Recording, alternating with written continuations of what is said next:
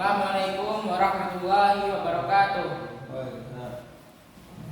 Alhamdulillah nahmaduhu wa nasta'inuhu wa nastaghfiruh wa na'udzu billahi min shururi anfusina wa min sayyiati a'malina may yahdihillahu fala mudilla lahu wa may yudlil fala hadiya lahu. Asyhadu an la ilaha illallah wa asyhadu anna Muhammadan abduhu wa rasuluh. Amma ba'd. Qala Allah Ta'ala fil kitabil karim. A'udzu billahi minasyaitonir rajim. Bismillahirrahmanirrahim. Ya ayyuhalladzina amanu taqullaha haqqa tuqatih wa la tamutunna illa wa antum muslimun. Wa qala nabiyuna Muhammadin sallallahu alaihi wasallam, ittaqillaha haitsu ma kunta wa sayyi'ata hasanatan tamhuha wa khaliqin nasa bi khuluqin hasanin. Sadaqallahul adzim. Yang pertama-tama dan yang paling utama, mari kita panjatkan puji syukur kita atas kehadirat Allah Subhanahu wa taala, yang dimana Allah telah memberikan kita nikmat sehat, nikmat iman, jasmani maupun rohani, hingga sampai detik ini kita masih bisa bersama-sama merasakan kenikmatan yang Allah berikan kepada diri kita. Jangan sampai kita kufur akan nikmat Allah hingga Allah menarik nikmat-nikmat tersebut dari kita semua. Nauzubillahi min dzalik. Dalam firman-Nya Allah telah berkata, barang siapa yang bersyukur atas nikmatku, maka akan aku tambah nikmatnya, dan barang siapa yang kufur akan nikmatku, maka sungguh azabku amat keras. Yang kedua kalinya, salawat beriring salam tak lupa pula kita curahkan kepada baginda Nabi kita, yakni Nabi Muhammad sallallahu alaihi wasallam, yang dimana beliaulah yang telah membawa agama Islam ini dari zaman jahiliyah hingga ke zaman Islamiyah. Beliaulah yang telah memperjuangkan agama Islam demi kita sang penganut agama Islam hingga sampai zaman sekarang. Detik ini pun kita masih bisa menganut agama Islam ini, beribadah dengan nyaman, beribadah dengan tenang, tanpa adanya ancaman perang. Adapun pada kesempatan siang hari ini, saya akan membawakan sebuah ta'lim yang berjudul iktikaf. Pengertian iktikaf, Rasulullah biasa beriktikaf selama 10 hari setiap bulan Ramadan. Pada tahun beliau wafat, beliau beriktikaf selama 20 hari. Iktikaf adalah sebuah ibadah yang berkumpul padanya berbagai jenis ibadah lainnya berupa tilawah Al-Quran, zikir, doa, salawat, dan yang lain-lain. Orang-orang yang belum pernah iktikaf menggambarkannya sebagai ibadah yang berat dan sulit. Padahal iktikaf sangatlah mudah bagi orang yang Allah beri kemudahan, yaitu bagi orang yang mempersenjatai dirinya dengan niat ikhlas serta tekad bersungguh-sungguh untuk Allah Subhanahu wa taala. Iktikaf sangat dianjurkan pada 10 malam terakhir bulan Ramadan, sekaligus untuk memperoleh malam Lailatul Qadar. Iktikaf adalah mengurung diri dan mengikatnya untuk berbuat taat dan selalu mengingat Allah Subhanahu wa taala. Dan iktikaf biasa dilakukan di dalam masjid pada 10 hari malam terakhir pada bulan malam Lailatul Qadar. Ia mengurung hatinya dan jasmaninya untuk Allah dan untuk mendekatkan diri kepadanya. Tidak ada terbatik di dalam hatinya suatu keinginan pun selain dari Allah Subhanahu wa taala dan yang mendatangkan ridhonya. Disebabkan karena pada malam Lailatul Qadar, saat kita beriktikaf di dalam masjid, kita memperbanyak amalan-amalan baik dan memfokuskan diri hanya untuk taat kepada Allah Subhanahu wa taala. Maka pada malam itu pula Allah menimpakan rahmat-Nya kepada hamba-hambanya yang pada saat itu beriktikaf dan bersungguh-sungguh memohon doa maupun ampunan kepada Allah Subhanahu wa taala. Yang pertama, definisi iktikaf. Secara etimologi, iktikaf Beriktikaf adalah menetapi sesuatu dan mengikat diri kepadanya. Secara terminologi syariat, menetapi masjid dan berdiam diri di dalamnya dengan niat mendekatkan diri kepada Allah. Yang kedua, hikmah disyariatkan yang iktikaf.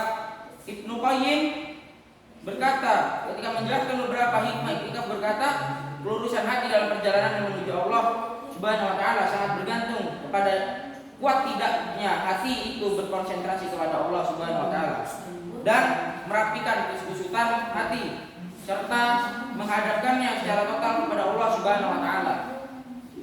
Disebabkan kekhususan hati hanya dapat diraih dengan menghadapkan secara total kepada Allah Subhanahu wa taala.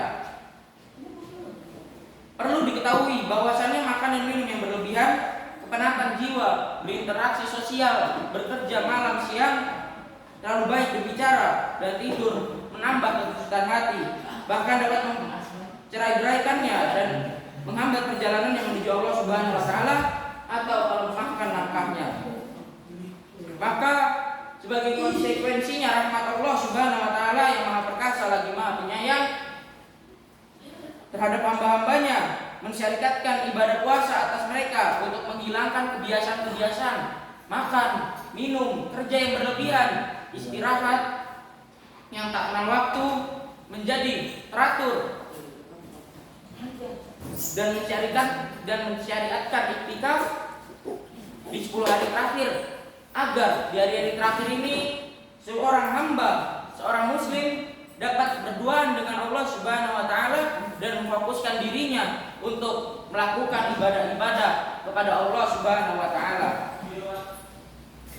Hukum iktikaf yakni merupakan bentuk pendekatan diri dan cinta kepada Allah. Mengamalkannya adalah sunnah dan sangat dianjurkan agar diamalkan pada bulan Ramadan dan terlebih lagi pada 10 hari terakhir pada bulan Ramadan, dan hukumnya wajib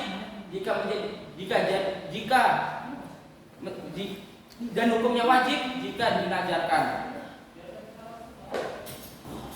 Dinazarkan dalam artiannya adalah kita berjanji pada saat bulan Ramadan, pada malam 10 hari terakhir saya berjanji akan beriktikaf di masjid. Jika kita sudah berbicara seperti itu, maka diwajibkannya kita untuk melaksanakan iktikaf untuk memenuhi nazar kita tersebut. Dalilnya Allah Subhanahu wa taala berfirman, A'udzubillahi minasyaitonirrajim. Bismillahirrahmanirrahim. Antahira baitiyal lit-thaifina wal akifina warruqa'is sujud. Artinya, bersihkanlah rumahku untuk orang-orang yang tawaf, yang iktikaf, yang ruku dan yang sujud. Quran surat Al-Baqarah ayat 125. Hadis dari Abu Hurairah bahwa ia berkata, Rasulullah Shallallahu Alaihi Wasallam biasa beriktikaf selama 10 hari pada setiap bulan Ramadan, dan pada tahun di mana beliau wafat, beliau beriktikaf selama 20 hari. Hadis riwayat Al-Bukhari. Aisyah radhiyallahu anha bahwa ia berkata, Rasulullah Shallallahu Alaihi Wasallam biasa beriktikaf pada setiap bulan Ramadan. Manakala selesai sholat subuh, beliau segera memasuki tempat iktikafnya. Riwayat Al-Bukhari dan Muslim. Dan juga dari Abdullah bin Umar radhiyallahu anhu, dia menceritakan bahwa Umar bertanya kepada Rasulullah pada masa jahiliyahnya, dahulu aku pernah bernazar beriktikaf semalam di Masjidil Haram. Rasulullah bersabda, tunaikanlah nazarmu. Adapun di sini syarat-syarat untuk mengikuti iktikaf.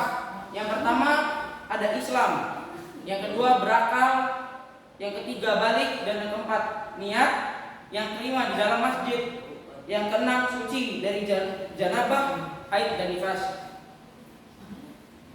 Alim ulama berbeda pendapat apakah orang yang beriktikaf harus dalam keadaan berpuasa. Demikian pula mengenai jangka yang panjang untuk beriktikaf. Kelihatannya yang paling tepat adalah tidak disyariatkan harus berpuasa dan tidak ada pula pembatasan waktu. Inilah pendapat yang dipilih oleh Syekh Abdul Aziz bin Baz. Ada pula amalan-amalan yang harus dikerjakan pada iktikaf atau 10 hari malam terakhir di bulan Ramadan. Yang pertama, memperbanyak ibadah seperti sholawat, sholat, tilawah Al-Quran, membaca buku-buku ahli ilmu, sedekah dan yang lain-lain.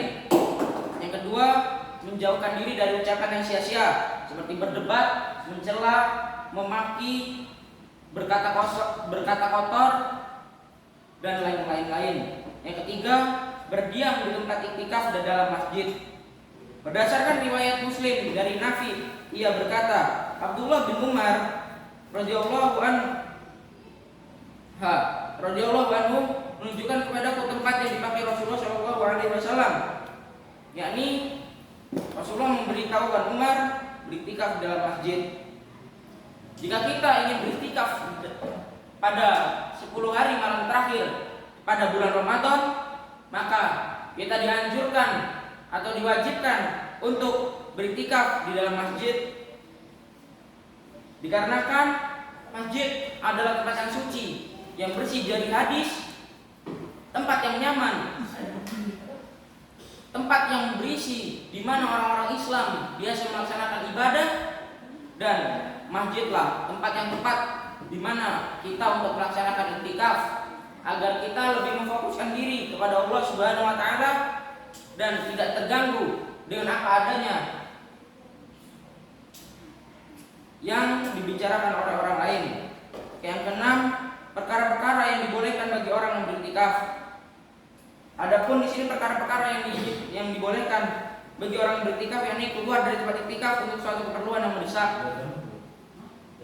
Berdasarkan hadis sahih dari Aisyah radhiyallahu anha, ia berkata, tuntunan bagi orang yang beriktikaf untuk tidak menjenguk orang sakit, tidak menghadiri penyelenggaraan jenazah, tidak menyentuh dan mendekati kaum wanita, tidak keluar dari tempat iktikaf kecuali untuk sebuah keperluan yang mendesak.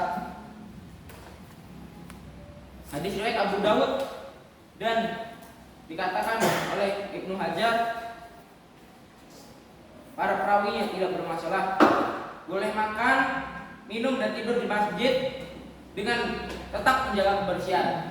Jika kita beriktikaf, kita dianjurkan atau dibolehkan untuk makan dan minum di dalam masjid.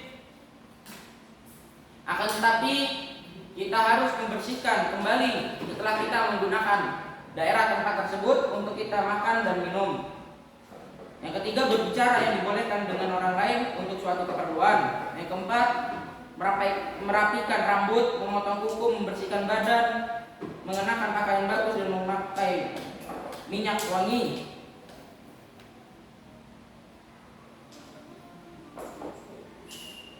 Berdasarkan hadis Aisyah radhiyallahu anha yang berkata, saat Rasulullah Shallallahu Alaihi Wasallam sedang beriktikaf di dalam masjid, beliau mengeluarkan kepalanya dari sela-sela kamar.